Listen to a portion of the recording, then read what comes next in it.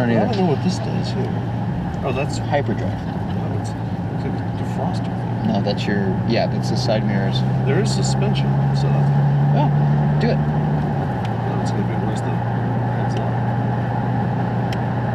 Right there. Damper setting. Not covered. Sport. Go to sport. What do you do? I don't know. That's pretty stupid. It's not. Oh, here. Be stiffer? Sport. Oh, yeah. All right, so we're going all the way to stiff. Full stiff. Full stiff. All right. Hi, Charles Moseley. Roger Garbo. Driving with Idiots, and we are in a 2016 Bentley Continental GTC Speed in Old Greenwich by the water, which he wanted to do. There's that smell, Charles. Clam. Clam. Dead clam. It does sound good. It does sound good. And I'm pretty glad that the cameras aren't actually showing the speed limit signs that continues to pass. Not bad for a 5,000-pound car. 5,000 plus. Okay, first observation, no paddle shifts. Thank God. Really? What do you think those things are? Where? Right here. Oh my God, they're so far away. Oh, they're fixed on the column. I hate that. They're supposed to be attached to the wheel. And they're really far away for men like Donald Trump with small hands. Okay, which car at this price point gives you more performance but with the same or close to same level of luxury? So you're saying Aston? I think, right?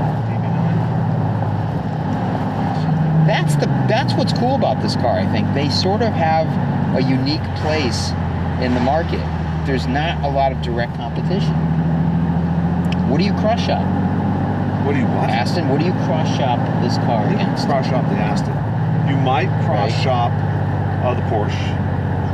Yeah, not the same level of luxury. I don't think Porsche people are Bentley people. I just don't think they are. You might cross shop Mercedes S-Class? SL. SL? Yeah. There again, much rather have this car. They love us. Our fans. But these are nice. You know, I've always liked these. Organ stops. Yes. The Breitling clock. Yes. But strangely enough, the nav system is slow and archaic. It's probably out of another Volkswagen product. It's not turned up to it, not as much as one should want in a. But the steering wheel is nice. Like, we should flip the windows up for the highway. Oh, hey, what are you doing? Nothing. You doing that? No, it was you. Yeah, it's a funky window. He likes our car too. Everybody's digging this thing. Now we're going to see, it's a lot quieter with the windows up. These are amazingly thick, double glazed windows, by the way. It's unbelievable. They look like they look like they came off the presidential limo. They're like really that thick.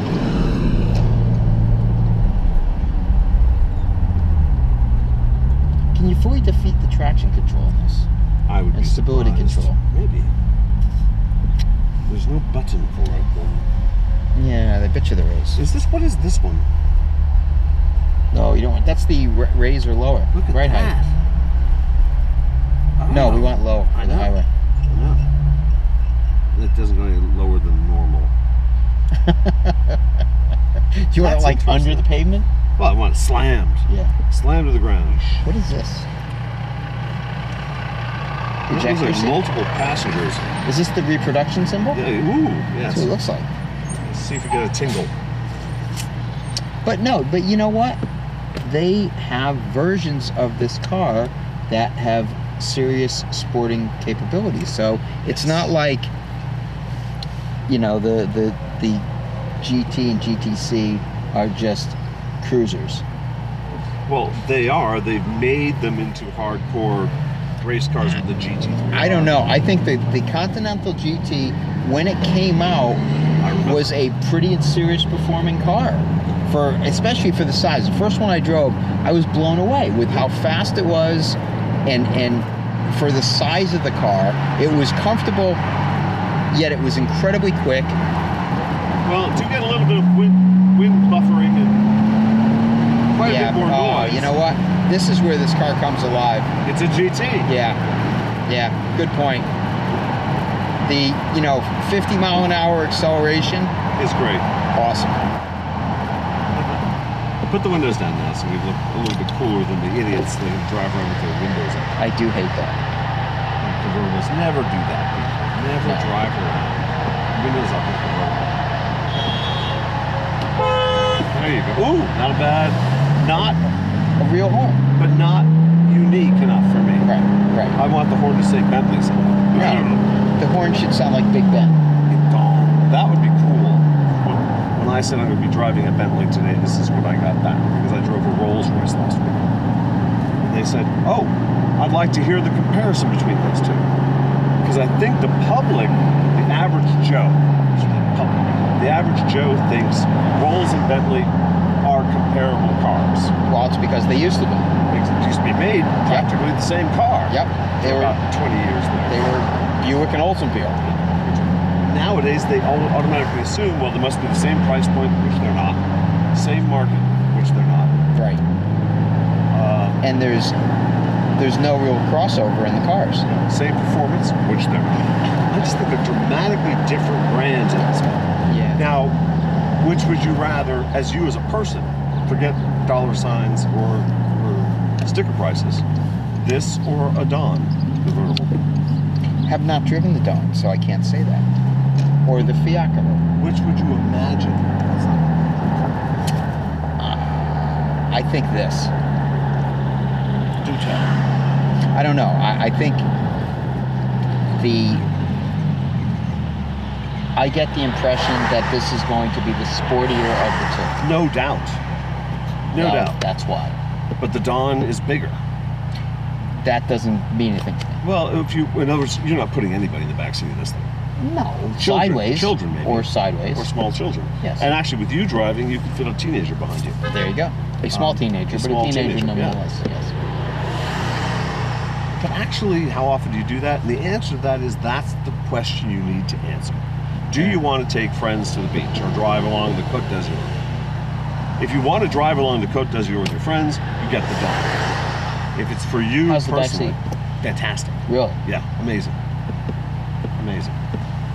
And you'll never race. You won't even be inclined or thinking about racing at all. That's a good point. But you might be inclined if you pull up next to a stoplight with somebody in a GTI, kick his ass, punk. But you may just want to also flog this car around curvy, twisty roads at higher speeds than you would legally. Well, that's interesting. But I would go for the Dawn at this point. Really? Yeah. Because it doesn't pretend to be anything but what it is. Yes.